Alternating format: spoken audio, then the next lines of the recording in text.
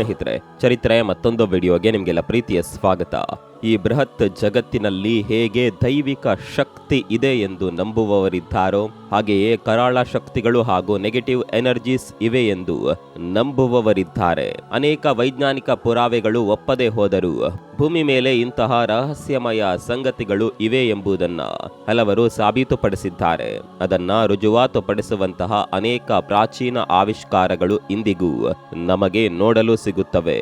ಅವುಗಳನ್ನ ಮಾನವರಲ್ಲದೆ ಭೂತಗಳೇ ಸೃಷ್ಟಿ ಮಾಡಿರಬಹುದು ಎಂಬ ನಂಬಿಕೆ ಬಲವಾಗಿದೆ. ಈ ನಿಗೂಢ ಸಂಗತಿಗಳನ್ನ ತಿಳಿದ ಮೇಲೆ ಭೂತಗಳಿಲ್ಲ ಎಂದು ವಾದಿಸುವವರು ಸಹ ಒಂದು ಕ್ಷಣ ಯೋಚಿಸುವಂತಾಗುತ್ತೆ. ಇಂದು ನಾವು ಅಂತಹ 5 ಪ್ರಾಚೀನ ರಹಸ್ಯಮಯ ಆವಿಷ್ಕಾರಗಳ ಬಗ್ಗೆ ತಿಳಿಯೋಣ ಬನ್ನಿ.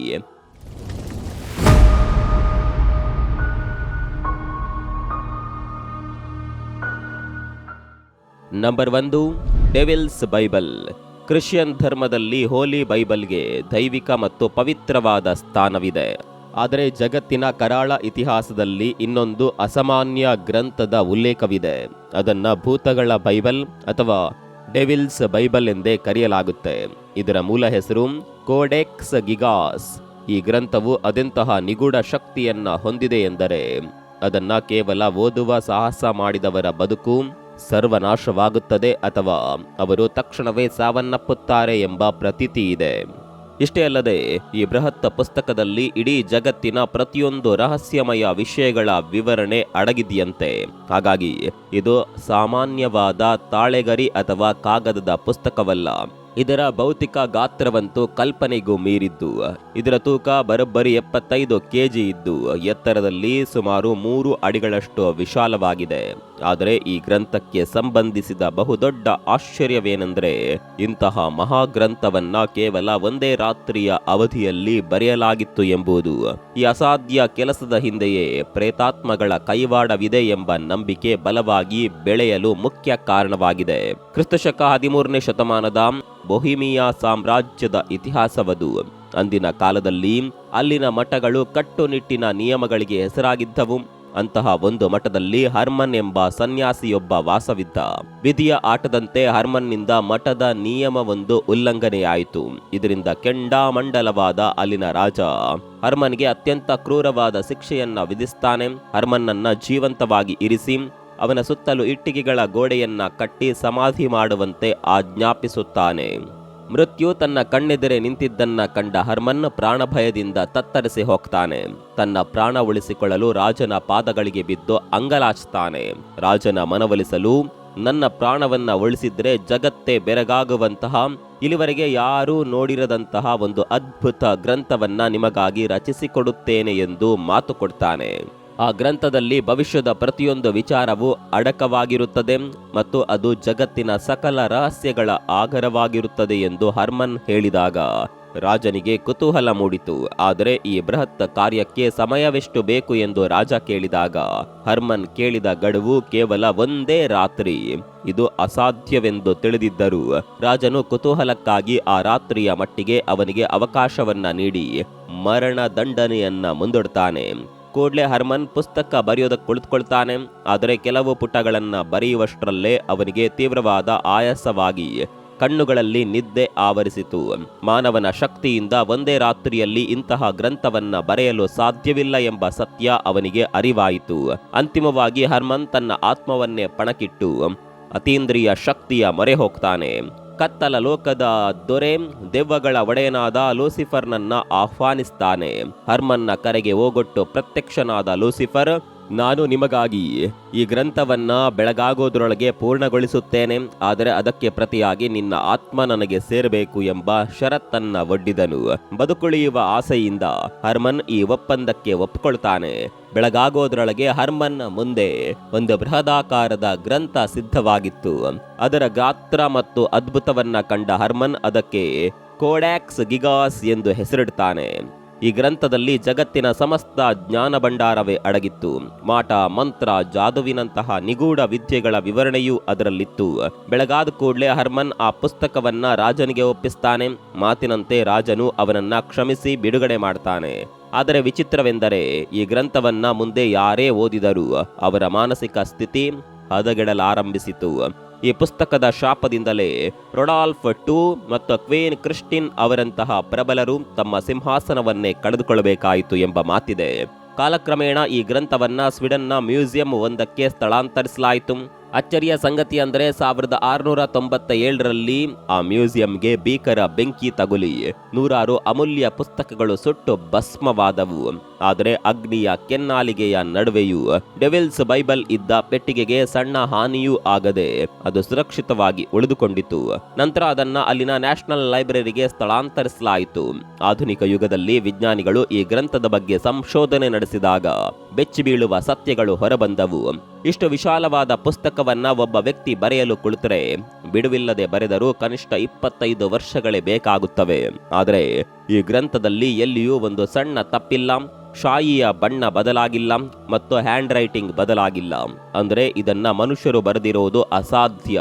ಯಾವುದೋ ಅತೀಂದ್ರಿಯ ಶಕ್ತಿಯೇ ಇದನ್ನ ಬರೆದಿದೆ ಎಂಬ ವಾದಕ್ಕೆ ಇದು ಪುಷ್ಟಿ ನೀಡುತ್ತದೆ.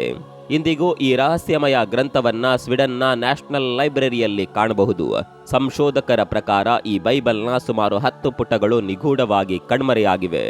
ಆ ಪುಟಗಳು ಏನಾದರೂ ಸಿಕ್ಕಿದ್ರೆ ಆ ಪುಸ್ತಕವು ಇನ್ನಷ್ಟು ಭಯಾನಕ ರಹಸ್ಯಗಳನ್ನ ಜಗತ್ತಿಗೆ ಸಾರುತ್ತಿತ್ತೇನೋ. ನಂಬರ್ 2, ಆಬ್ಸಿಡಿಯನ್ ಮಿರರ್, ಮಾಯಾ ಕನ್ನಡಿಯ ರಹಸ್ಯ. ಬಾಲ್ಯದಲ್ಲಿ ಅಜ್ಜಿ ತಾತಂದಿರ ಬೆಚ್ಚಗಿನ ಅಪ್ಪುಗೆಯಲ್ಲಿ ಮಲಗಿ ಮಾಯಾ ಕನ್ನಡಿಯ ಕಥೆಗಳನ್ನ ಕೇಳದವರೇ ಇಲ್ಲ. ಅಂದು ನಾವು ಕೇವಲ ಕಲ್ಪನೆ ಅಥವಾ ಕತೆ ಎಂದುಕೊಂಡಿದ್ದ ಈ ಮಾಯಾ ಕನ್ನಡಿಗಳು ಇತಿಹಾಸದಲ್ಲಿ ನಿಜವಾಗಿಯೂ ಇದ್ದವು ಎಂದರೆ ನೀವು ನಂಬಲೇಬೇಕು. 16ನೇ ಶತಮಾನದ ಬ್ರಿಟಿಷ್ ಸಾಮ್ರಾಜ್ಯದಲ್ಲಿ ರಾಣಿ ಎಲಿಜಬೆತ್ ಆಳ್ವಿಕೆಯ ಕಾಲದಲ್ಲಿ ಜಾನ್ ಡಿ ಎಂಬ ನಿಗೂಢ ವ್ಯಕ್ತಿ ಇದ್ದ. ಪ್ರಖ್ಯಾತ ಗಣಿತಜ್ಞ ಮತ್ತು ಖಗೋಳ ಶಾಸ್ತ್ರಜ್ಞನಾಗಿದ್ದ. ಅವನಿಗೆ ವಿಚಿತ್ರವಾದ ಕನ್ನಡಿಗಳು, ಸ್ಫಟಿಕದ ಹರಳುಗಳು ಮತ್ತು ಪುರಾತನ ಕಲಾಕೃತಿಗಳನ್ನ ಸಂಗ್ರಹಿಸುವುದು ಒಂದು ವಿಚಿತ್ರ ಹವ್ಯಾಸವಾಗಿತ್ತು. ಸಾಮಾನ್ಯವಾಗಿ ಇಂತಹ ವ್ಯಕ್ತಿಗಳ ಮನಸ್ಸು ಯಾವಾಗಲೂ ಈ ಲೌಕಿಕ ಪ್ರಪಂಚವನ್ನ ಮೀರಿ ಮಾಟ ಮಂತ್ರ ಅಥವಾ ಅದೃಶ್ಯ ಶಕ್ತಿಗಳ ಹುಡುಕಾಟದಲ್ಲಿಯೇ ತಲ್ಲೀನವಾಗಿರುತ್ತದೆ. ಹೀಗಿರುವಾಗ ಒಮ್ಮೆ ಅವನಿಗೆ ಅತ್ಯಂತ ಅಪರೂಪದ ಕನ್ನಡಿಯೊಂದು ದೊರೆಯಿತು. ಅದು ಸಾಮಾನ್ಯ ಕನ್ನಡಿಯಾಗಿರದೆ ಜ್ವಾಲಾಮುಖಿಯ ಕಪ್ಪು ಕಲ್ಲಿನಿಂದ ತಯಾರಿಸಲಾದ ಆಬ್ಸಿಡಿಯನ್ ಕನ್ನಡಿಯಾಗಿತ್ತು. ಜಾನ್ ಡಿ ಈ ಕನ್ನಡಿಯನ್ನ ಕೇವಲ ಮುಖ ನೋಡಿಕೊಳ್ಳಲು ಬಳಸಿಕೊಳ್ಳದೆ ಪರಲೋಕದ ಆತ್ಮಗಳನ್ನ ಸಂಪರ್ಕಿಸಲು ಒಂದು ಸೇತುವೆಯಾಗಿ ಬಳಸುತ್ತಿದ್ದನೆಂಬ ಆಘಾತಕಾರಿ ಮಾಹಿತಿ ಇದೆ. ತನ್ನ ಈ ನಿಗೂಢ ಪ್ರಯೋಗಗಳಿಗಾಗಿ ಜಾನ್ ಡಿ ಎಡ್ವರ್ಡ್ ಕೆಲ್ಲಿ ಎಂಬ ಮಾಟಮಂತ್ರಬಲ್ಲ ತಂತ್ರಜ್ಞನ ಜೊತೆ ಕೈ ಜೋಡಿಸಿದನು. ಇವರಿಬ್ಬರು ಸೇರಿ ಆ ಕಪ್ಪು ಕನ್ನಡಿಯ ಮೂಲಕ ಕತ್ತಲ ಕೋಣೆಯಲ್ಲಿ ಆತ್ಮಗಳನ್ನ ಆವಾಹನೆ ಮಾಡುತ್ತಿದ್ದರು ಎನ್ನಲಾಗಿದೆ.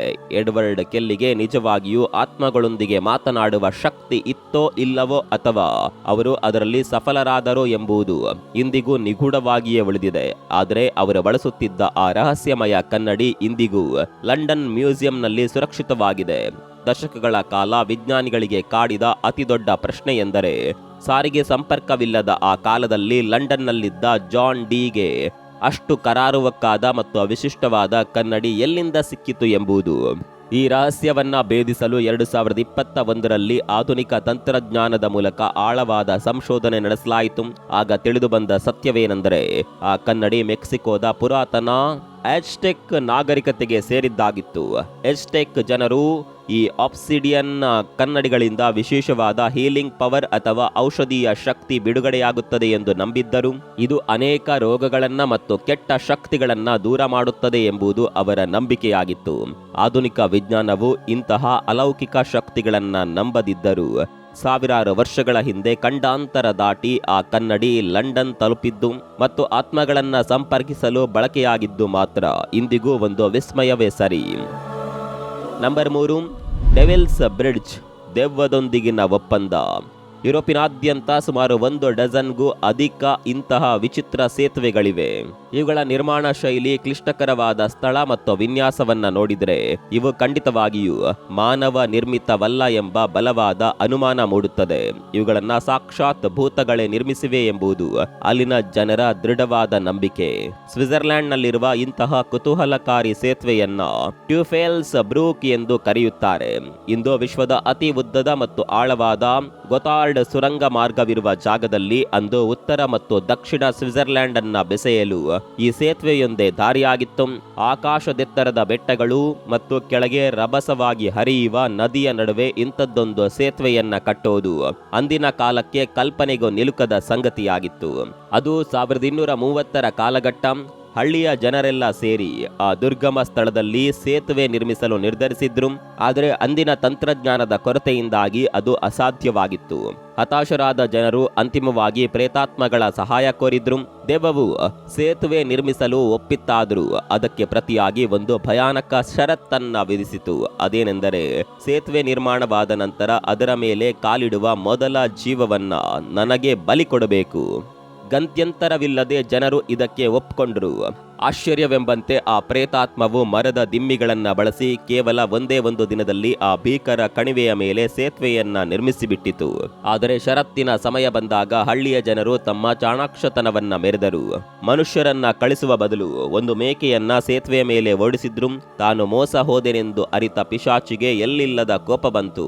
ಆ ಸೇತುವೆಯನ್ನ ಪುಡಿಗಟ್ಟಲು ಬೃಹದಾಕಾರದ ಬಂಡೆಯೊಂದನ್ನ ಎತ್ಕೊಂಡು ಬಂದಿತು. ಆಗ ಸಮಯೋಚಿತವಾಗಿ ಜನರ ಮಧ್ಯದಿಂದ ಓರ್ವ ವೃದ್ಧೆ ಮುಂದೆ ಬಂದು ತನ್ನ ಕೈಯಲ್ಲಿದ್ದ ಯೇಸು ಕ್ರಿಸ್ತರ ಶಿಲುಬೆಯನ್ನ ದೆವ್ವದ ಮುಖಕ್ಕೆ ಹಿಡಿದಳು. ಪವಿತ್ರ ಶಿಲುಬೆಯನ್ನ ಕಂಡೊಡನೆ ಭಯಭೀತಗೊಂಡ ಆ ಪಿಶಾಚಿ ಬಂಡೆಯನ್ನ ಅಲ್ಲೇ ಬಿಟ್ಟು ಕಣ್ಮರೆಯಾಯಿತು. ಈ ರೋಚಕ ಘಟನೆಯ ನಂತರ ಆ ಸೇತುವೆಗೆ ಡೆವಿಲ್ಸ್ ಬ್ರಿಡ್ಜ್ ಎಂಬ ಹೆಸರು ಶಾಶ್ವತವಾಯಿತು. ಅಲ್ಲಿ ದೆವ್ವ ಬಿಟ್ಟು ಹೋದ ಬಂಡೆಯನ್ನ ಇಂದಿಗೂ ಡೆವಿಲ್ಸ್ ಸ್ಟೋನ್ ಎಂದು ಕರೆಯುತ್ತಾರೆ. ಕಾಲ ಸರಿದಂತೆ ಜನರ ಒತ್ತಾಯದ ಮೇರೆಗೆ 1958ರಲ್ಲಿ ಅದೇ ಜಾಗದಲ್ಲಿ ಹಳೆಯ ಸೇತುವೆಯ ವಿನ್ಯಾಸವನ್ನೇ ಹೋಲುವಂತಹ ಗಟ್ಟಿಯಾದ ಕಾಂಕ್ರೀಟ್ ಸೇತುವೆಯನ್ನ ಮರುನಿರ್ಮಾಣ ಮಾಡಲಾಯಿತು. ನಂಬರ್ 4, ಶಿಗೀರ್ ವಿಗ್ರಹ. ಪಿರಮಿಡ್ಗಳನ್ನ ಮೀರಿಸಿದ ಪುರಾತನ ಕಲಾಕೃತಿ. ಸಾಮಾನ್ಯವಾಗಿ ಟೀಕ್, ಓಕ್ನಂತಹ ಗಟ್ಟಿ ಮರಗಳಿಂದ ತಯಾರಿಸಿದ ಪೀಠೋಪಕರಣಗಳು ಅಥವಾ ಕೆತ್ತನೆಗಳು ಕೂಡ ಕೆಲವು ದಶಕಗಳ ನಂತರ ಹಾಳಾಗುತ್ತವೆ. ಆದರೆ ಇಲ್ಲಿ ಒಂದು ವಿಸ್ಮಯವಿದೆ. ಅದು ಬರೋಬ್ಬರಿ 12,000 ವರ್ಷಗಳ ಸುದೀರ್ಘ ಇತಿಹಾಸ ಹೊಂದಿರುವ ಮರದಿಂದ ಮಾಡಿದ ವಿಗ್ರಹ. 1890ರ ಸುಮಾರಿಗೆ ಸೈಬೀರಿಯಾದ ಪೀಟ್ ಬಾಗ್ ಎಂಬ ಪ್ರದೇಶದಲ್ಲಿ ಚಿನ್ನದ ಗಣಿಗಾರಿಕೆ ಮಾಡುತ್ತಿದ್ದ ಕಾರ್ಮಿಕರಿಗೆ ಮಣ್ಣಿನ ಪದರಗಳ ನಡುವೆ 10 ವಿಚಿತ್ರ ಮರದ ದಿಮ್ಮಿಗಳು ಪತ್ತೆಯಾದವು. ಈ ಎಲ್ಲಾ ತುಣುಕುಗಳು ಪೂರ್ಣವಾಗಿ ಮರದಿಂದ ಮಾಡಲ್ಪಟ್ಟಿದ್ದಾದರೂ ಅವುಗಳನ್ನ ಸಂರಕ್ಷಿಸಿದ ವಿಧಾನ ಆಶ್ಚರ್ಯಕರವಾಗಿತ್ತು.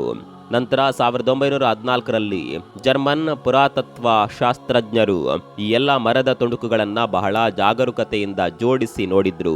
ಆಗ ಅದು ಸುಮಾರು 5.3 ಅಡಿ ಎತ್ತರದ ಒಂದು ಭವ್ಯವಾದ ವಿಗ್ರಹವಾಗಿ ರೂಪುಗೊಂಡಿತು.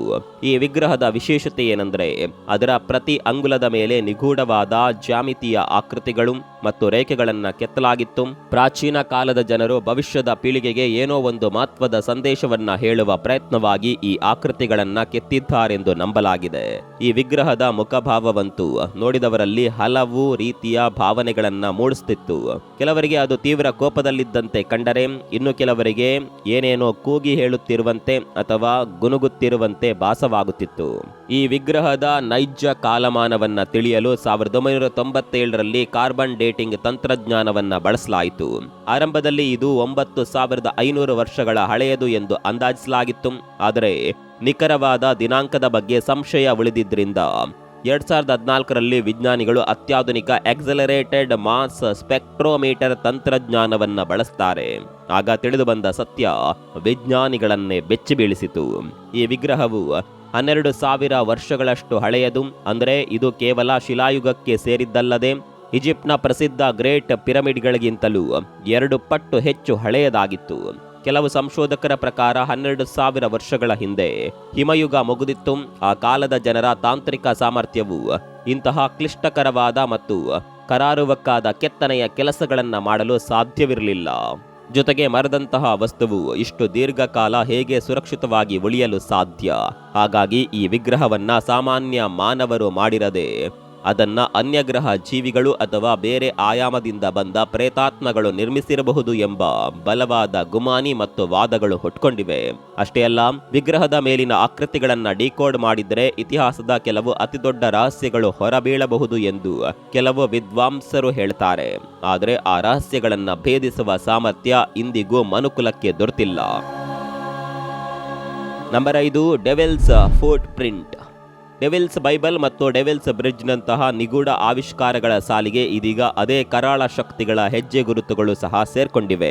ದಕ್ಷಿಣ ಇಟಲಿಯ ಬೆಟ್ಟಗಾಡು ಪ್ರದೇಶವಾದ ರೊಕಮಾನ್ಫಿನಾದಲ್ಲಿ ಕೆಲವು ಅಸಾಮಾನ್ಯ ಹೆಜ್ಜೆ ಗುರುತುಗಳು ಕಂಡುಬಂದಿವೆ. ಅವು ಸಾಮಾನ್ಯ ಮನುಷ್ಯನ ಅಥವಾ ಪ್ರಾಣಿಯ ಹೆಜ್ಜೆ ಗುರುತುಗಳಿಗಿಂತ ವಿಪರೀತವಾಗಿ ಅಗಲವಾಗಿ ಮತ್ತು ಆಳವಾಗಿದ್ದವು. ಈ ಗುರುತುಗಳನ್ನ ಆಳವಾಗಿ ಪತ್ತೆ ಹಚ್ಚಿದಾಗ ಇವು ಭೂತ ಪ್ರೇತಗಳ ಹೆಜ್ಜೆಗಳೇ ಇರಬಹುದು ಎಂಬ ಅನುಮಾನ ದಟ್ಟವಾಯಿತು. ಯಾಕಂದರೆ ಆ ಪ್ರದೇಶದಲ್ಲಿ ಜ್ವಾಲಾಮುಖಿ ಸ್ಫೋಟಗೊಂಡು ಲಾವಾರಸ ಹೊರಹರಿದಿದ್ದಾಗ ಆ ಕೆಸರಿನ ಲಾವಾದ ಮೇಲೆಯೇ ಯಾರೋ ನಡೆದಾಡಿದ ನಿಶಾನೆಗಳು ಹೆಪ್ಪುಗಟ್ಟಿ ಹಾಗೆಯೇ ಉಳಿದು ಬಿಟ್ಟಿದ್ದವು. ಮೊದಲಿಗೆ ವೈಜ್ಞಾನಿಕ ಸಮುದಾಯವು ಈ ನಿಶಾನೆಗಳು ದೈತ್ಯ ಗಾತ್ರದ ಆದಿಮಾನವರಾದ ನಿಯಾಂಡಾರ್ತಲ್ಸ್ನ ಹೆಜ್ಜೆ ಗುರುತುಗಳಾಗಿರಬಹುದು ಎಂದು ಊಹಿಸಿತ್ತು. ಆ ಆದಿಮಾನವ ಆಕಸ್ಮಿಕವಾಗಿ ಬಿಸಿ ಲಾವಾದ ಮೇಲೆ ನಡೆದು ಹೋಗಿರಬಹುದು ಎಂದು ಭಾವಿಸಲಾಗಿತ್ತು. ಆದರೆ ಆ ಹೆಜ್ಜೆ ಗುರುತುಗಳ ಕುರಿತು ಮತ್ತಷ್ಟು ಆಳವಾದ ಅಧ್ಯಯನ ನಡೆಸಿದಾಗ ಅವು ಬರೋಬ್ಬರಿ 3.5 ಲಕ್ಷ ವರ್ಷಗಳಷ್ಟು ಹಳೆಯದು ಎಂದು ತಿಳಿದು ಬಂದಿತು. ಈ ಹೆಜ್ಜೆಗಳು ಸಾಮಾನ್ಯ ಮನುಷ್ಯನ ಹೆಜ್ಜೆಗಿಂತಲೂ ಗಣನೀಯವಾಗಿ ದೊಡ್ಡದಾಗಿದ್ದವು ಮತ್ತು ಇವುಗಳೇ ಮಾನವನು ಕಂಡುಹಿಡಿದಿರುವ ಮೊದಲ ಐತಿಹಾಸಿಕ ಹೆಜ್ಜೆ ಗುರುತುಗಳು ಎಂದು ಹೇಳಲಾಗುತ್ತೆ. ಆದರೆ ಇಲ್ಲಿ ಮೂಡುವ ಅತಿ ದೊಡ್ಡ ಪ್ರಶ್ನೆ ಎಂದರೆ 3.5 ಲಕ್ಷ ವರ್ಷಗಳ ಹಿಂದೆ ಸುತ್ತಮುತ್ತಲಿನ ವಾತಾವರಣವು 300 ಡಿಗ್ರಿ ಸೆಲ್ಸಿಯಸ್ನಷ್ಟು ಬಿಸಿಯಾಗಿದ್ದ ಲಾವಾರಸದ ಮೇಲೆ ಯಾವುದೇ ಜೀವಿಯೋ ಹೇಗೆ ತಾನೇ ನಡೆದಾಡಲು ಸಾಧ್ಯ? ಮನುಷ್ಯನ ಹೆಜ್ಜೆ ಗುರುತುಗಳಾಗಿರಲು ಸಾಧ್ಯವೇ ಇಲ್ಲ. ಆದ್ದರಿಂದ ಆ ಪ್ರದೇಶದ ಸ್ಥಳೀಯರ ಮಾತಿನಂತೆ ಜ್ವಾಲಾಮುಖಿ ಸ್ಫೋಟಗೊಂಡಾಗ ಅಲ್ಲಿಗೆ ಭೂತ ಪ್ರೇತಗಳು ಬರುತ್ತಿದ್ದವು. ಆ ಕರಾಳ ಶಕ್ತಿಗಳ ಹೆಜ್ಜೆಗಳೇ ಈ ಬಿಸಿ ಲಾವಾದ ಮೇಲೆ ಮೂಡಿ ಶಾಶ್ವತವಾಗಿ ಉಳಿದಿವೆ ಎಂಬ ವಾದಕ್ಕೆ ಈ ಪುರಾವೆಗಳು ಇಂಬು ನೀಡುತ್ತವೆ. ಈ ಎಲ್ಲ ಆವಿಷ್ಕಾರಗಳು ಡೆವಿಲ್ಸ್ ಬೈಬಲ್, ಡೆವಿಲ್ಸ್ ಬ್ರಿಡ್ಜ್ ಮತ್ತು ಡೆವಿಲ್ಸ್ ಫೋರ್ಟ್ ಪ್ರಿಂಟ್ಗಳು ಅತೀಂದ್ರಿಯ ಶಕ್ತಿಗಳ ಅಸ್ತಿತ್ವದ ಕಡೆಗೆ ಬೆರಳು ಮಾಡಿ ತೋರಿಸುತ್ತವೆ. ಇದು ಕೇವಲ ಭೂತ ಪ್ರೇತಗಳ ಸೃಷ್ಟಿಯೇ ಅಥವಾ ಇವು ದೂರದ ಗ್ರಹಗಳಿಂದ ಬಂದ ಅನ್ಯ ಗ್ರಹ ಜೀವಿಗಳ ಸೃಷ್ಟಿಯೇ ಎಂಬ ಹೋಲಿಕೆಗಳು ಕೂಡ ನಡೆಯುತ್ತಿವೆ. ಇಂತಹ ರಹಸ್ಯಮಯ ವಿಚಾರಗಳ ಬಗ್ಗೆ ಅನೇಕರು ದೃಢವಾಗಿ ನಂಬಿದ್ರೆ ವೈಜ್ಞಾನಿಕ ಮನೋಭಾವದ ಹಲವರು ಈ ಎಲ್ಲ ವಾದಗಳನ್ನ ತಳ್ಳಿ ಹಾಕ್ತಾರೆ. ನಿಜಕ್ಕೂ ಇಂದಿನ ಮನುಕುಲಕ್ಕೆ ಒಂದು ಸತ್ಯ ಅರಿವಾಗದಿರಬಹುದು. ಅಂದಿನ ಪ್ರಾಚೀನ ಯುಗದಲ್ಲಿ ಎಂತಹ ಅದ್ಭುತ ರಹಸ್ಯಗಳು ಅಡಗಿದ್ದವು ಮತ್ತು ಅಂದಿನ ಕರಾಳ ಶಕ್ತಿಗಳು ಅಥವಾ ಜ್ಞಾನಿಗಳು ಎಂತಹ ಅಸಾಧ್ಯ ಶಕ್ತಿಯನ್ನ ಹೊಂದಿದ್ದರು ಎಂಬುದರ ಕುರಿತು ನಮಗೆ ಇಂದಿಗೂ ನಿಖರ ಅಂದಾಜು ಇಲ್ಲ. ಹಾಗಾದರೆ ನಿಮ್ಮ ಪ್ರಕಾರ ನೀವು ಭೂತಗಳು, ಪ್ರೇತಾತ್ಮಗಳು ಹಾಗೂ ಏಲಿಯನ್ಸ್ಗಳ ಅಸ್ತಿತ್ವವನ್ನ ನಂಬ್ತೀರಾ? ಕಾಮೆಂಟ್ ಮಾಡಿ. ಮತ್ತೊಂದು ವಿಡಿಯೋದಲ್ಲಿ ಸಿಗೋಣ. ಅಲ್ಲಿವರೆಗೂ ನಮಸ್ಕಾರ.